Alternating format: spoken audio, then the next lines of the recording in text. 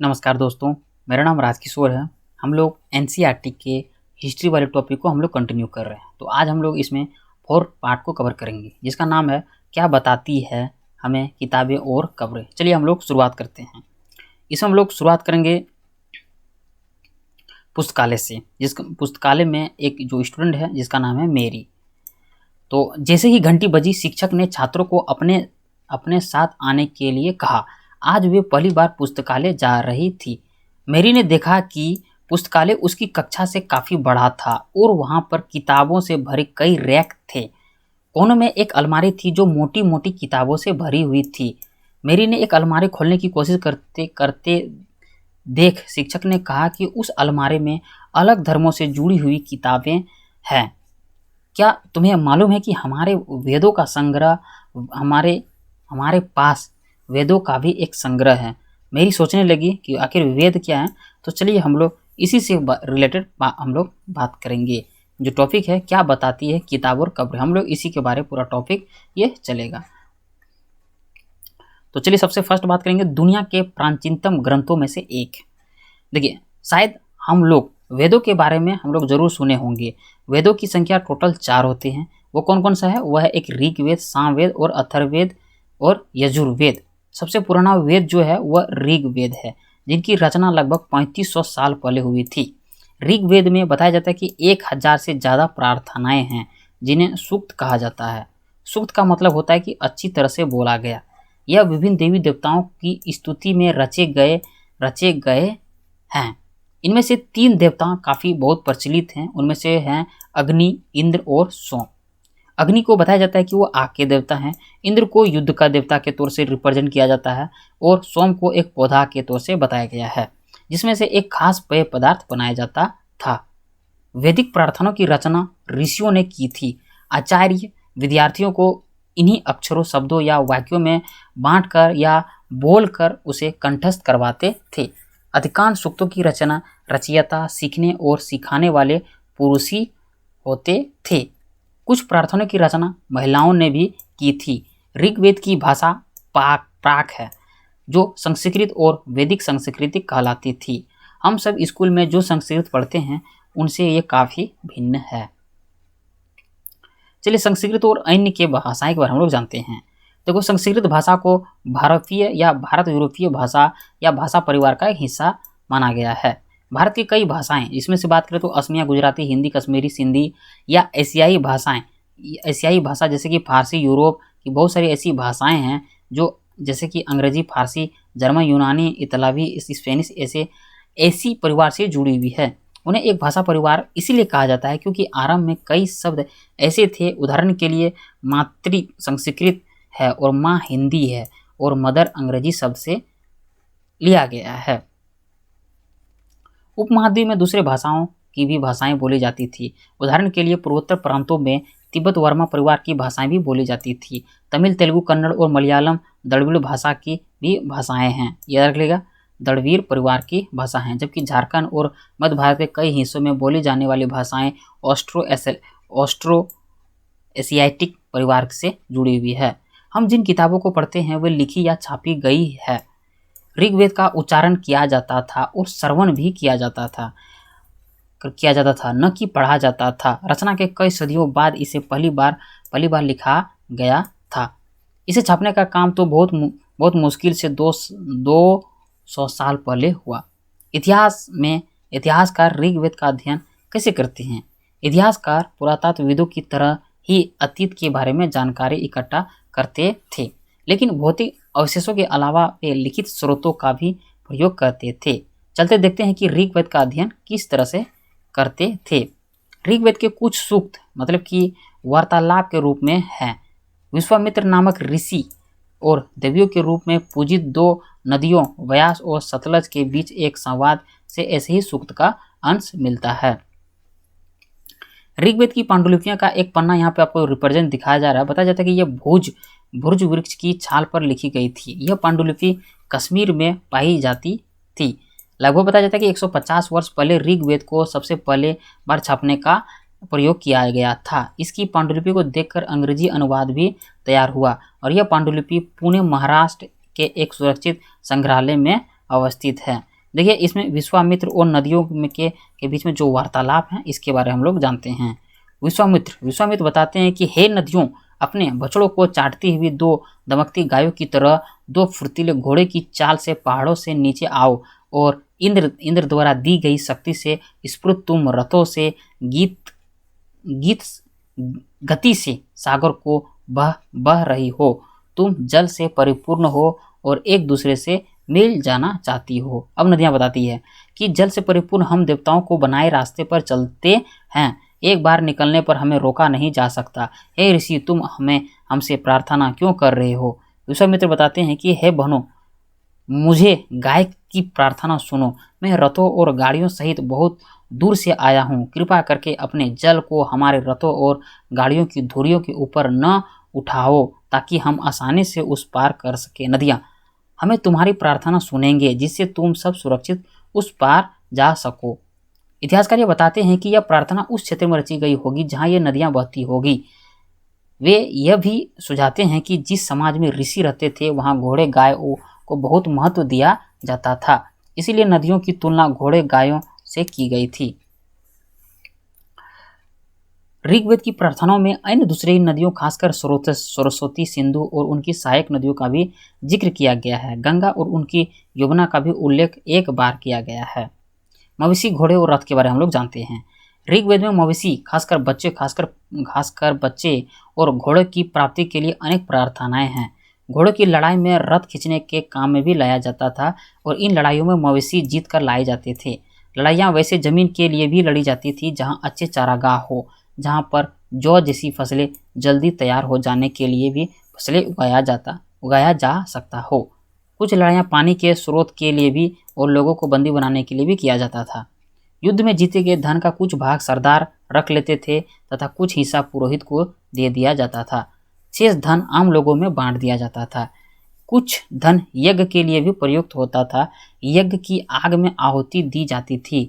यह आहुतियाँ देवी देवताओं को भी दी जाती थी। उसमें से घी, अनाज और कभी कभी जानवरों की भी आहुति दी जाती थी। अधिकांश पुरुष इन युद्धों में भाग लेते थे और कोई अस्थायी सेना नहीं होती थी, लेकिन लोग सभाओं में मिलते जुलते थे और युद्ध एवं शांति के विषय में सलाह मशवरा किया करते थे। वहाँ वे ऐसे लोगों का अपना सरदार चुनते थे जो बहादुर और कुशल योद्धा थे। लोगों की विशेषता बताने वाले शब्द। लोगों का वर्गीकरण काम, भाषा और परिवार या समुदाय, निवास स्थान या सांस्कृतिक परंपराओं के आधार पर किया जाता था। ऋग्वेद में लोगों की विशेषता बताने वाले कुछ शब्द देखें। ऐसे दो समूह हैं जिनका वर्गीकरण काम के आधार पर किया गया है। पुरोहित, जिन्हें कभी कभी हम ब्राह्मण कहा जाता था, वह तरह तरह के यज्ञ और अनुष्ठान किया करते थे। और दूसरे लोग थे राजा। यह राजा वैसे नहीं थे जिनके बारे में हम सब आगे पढ़ेंगे। यह न तो बड़ी राजधानियां या महलों में रहते थे और न ही उनके पास बहुत सारी सेनाएं थी और न ही वे कर वसूलते थे। प्रायः राजा की मृत्यु के बाद उनका बेटा अपने आप ही शासक नहीं बन जाता था। जनता या पूरे समुदाय के लिए दो शब्दों का इस्तेमाल किया जाता था। एक था जन, जिसका प्रयोग हिंदी या अन्य भाषाओं में आज भी होता है। दूसरा था विश्व, जैसे वैश्य शब्द निकलता है। इसके बारे में हम लोग आगे अध्याय में कवर करेंगे। ऋग्वेद में विश्व और जन का नाम मिलते हैं, इसीलिए हमें इसमें पुरु जन या विश्व जन या भरत जन या विश्व या यदु जन या विश्व जैसे कई उल्लेख हम लोग को मिले हैं। जिन लोगों ने इन प्रार्थनाओं की रचना की है वे कभी खुद को आर्य कहा करते थे। आर्य कहा करते थे। तभी अपने विरोधियों को दास या दसु कहते थे। वे लोग थे जो यज्ञ नहीं करते थे और शायद दूसरी भाषा बोलते थे। बाद के समय में दास या स्त्री, दासी शब्द का इस्तेमाल गुलाम हो गया और दास वे स्त्री और पुरुष होते थे जिन्हें युद्ध में बंदी बनाकर लाया गया था। उन्हें मालिक की जायदाद माना जाता था। जो भी काम मालिक चाहते थे उन्हें वह सब करना पड़ता था।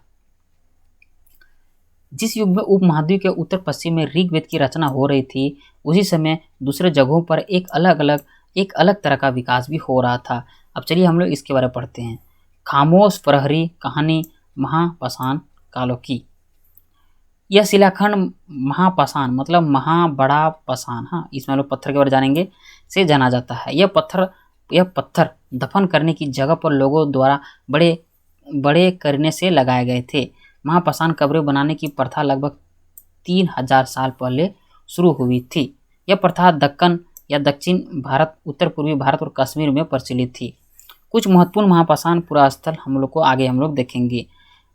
महापाषाण जमीन के ऊपर दिखाए गए हैं और कुछ महापाषाण जमीन के भीतर भी दिखाए गए हैं। ये देख सकते हैं। कई बार पुरातत्वविदों को गोलाकार सजाए हुए पत्थर भी मिले हैं। कई बार अकेला खड़ा हुआ पत्थर भी मिला है। यह एकमात्र प्रमाण है जो जमीन के नीचे कब्रों को दर्शाते हैं।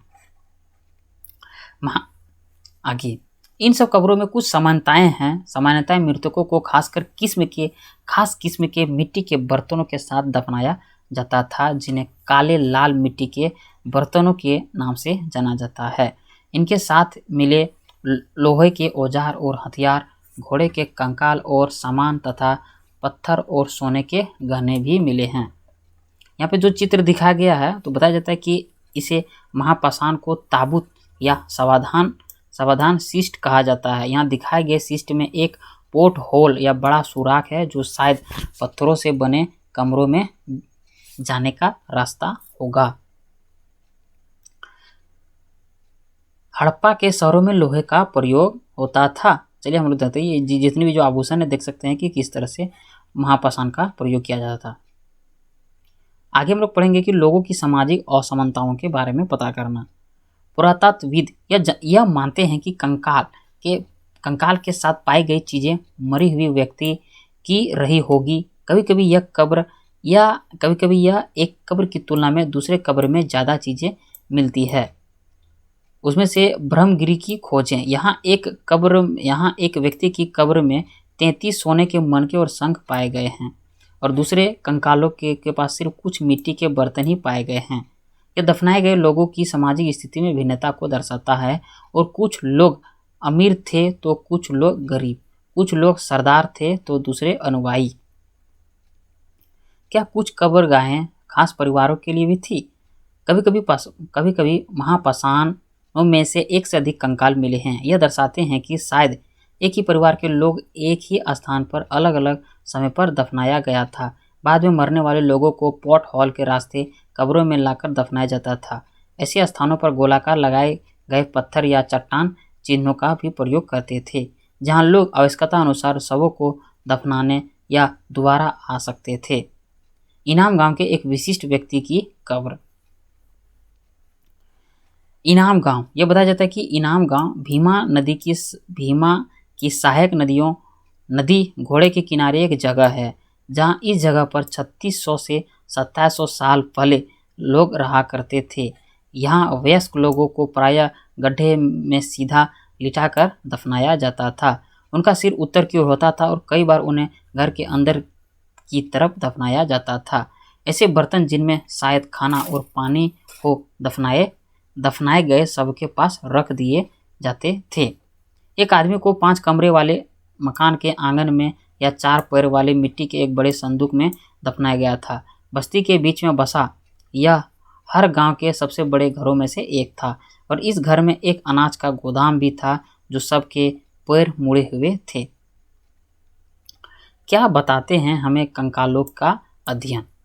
छोटे आकार के आधार पर एक बच्चे के कंकाल को आसानी से पहचाना जा सकता है, लेकिन एक बच्चे और बच्ची के कंकाल के बीच कोई बड़ा फर्क नहीं होता है। क्या हम यह पता लगा सकते हैं कि कंकाल किसी पुरुष का था या किसी स्त्री का? कभी कभी लोग कंकाल के साथ मिले सामानों के आधार पर इसका अंदाजा लगाते थे। उदाहरण के लिए बात करें, यदि कंकाल के साथ गहने मिले हैं तो कई बार उसे महिला का कंकाल मान लिया जाता था, लेकिन ऐसी समझ के साथ साथ समस्याएं हैं। अक्सर पुरुष भी आभूषण पहनते थे। कंकाल का लिंग पहचानने का बेहतर तरीका उसकी हड्डियों की जांच है। चूंकि महिलाएं बच्चों को जन्म देती है, इसलिए उनका कीट प्रदेश या कुल्ला पुरुषों से ज़्यादा बड़ा होता है। यह समझ कंकालों के आधुनिक अध्ययन पर आधारित है। आज से लगभग 2000 साल पहले चरक नाम के एक प्रसिद्ध वैद्य हुए। उन्होंने चिकित्सा शास्त्र पर चरक संहिता नाम की एक किताब लिखी। वे कहते हैं कि पुरुष के शरीर में 306 हड्डियां होती है, लेकिन यह आधुनिक शरीर रचना विज्ञान की 206 हड्डियां से काफ़ी ज़्यादा है। संभवतः चरक ने अपनी गिनती में दांत की हड्डियों के जोड़ों और कार्टिलेज से जुड़ी उनकी संख्या को भी जोड़कर बताए थे। अब हम लोग पढ़ेंगे इनाम गांव के लोगों के काम धंधे।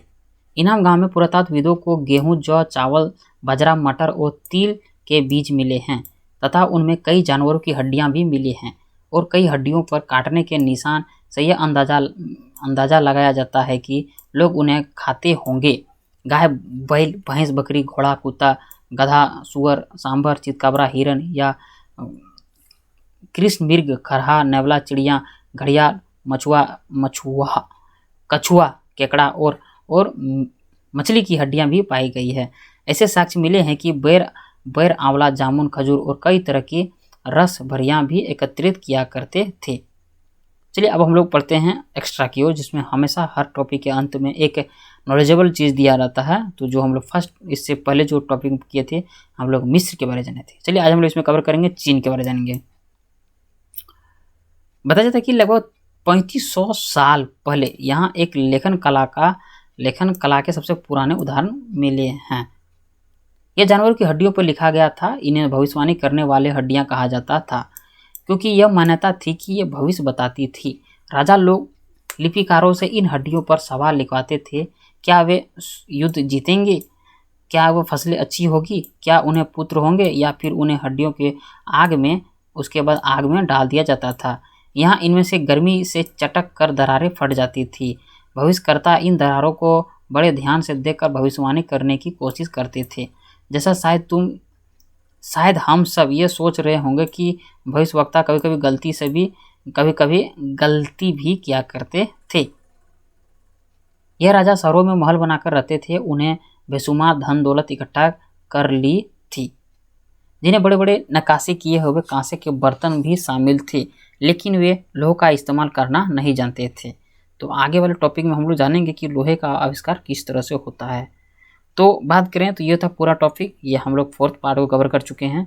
तो आशा करता हूँ कि आपको काफ़ी अंडरस्टैंड हुए होंगे। तो चलिए नेक्स्ट पार्ट कवर करेंगे। तो वीडियो में बने रहिए। Thank you.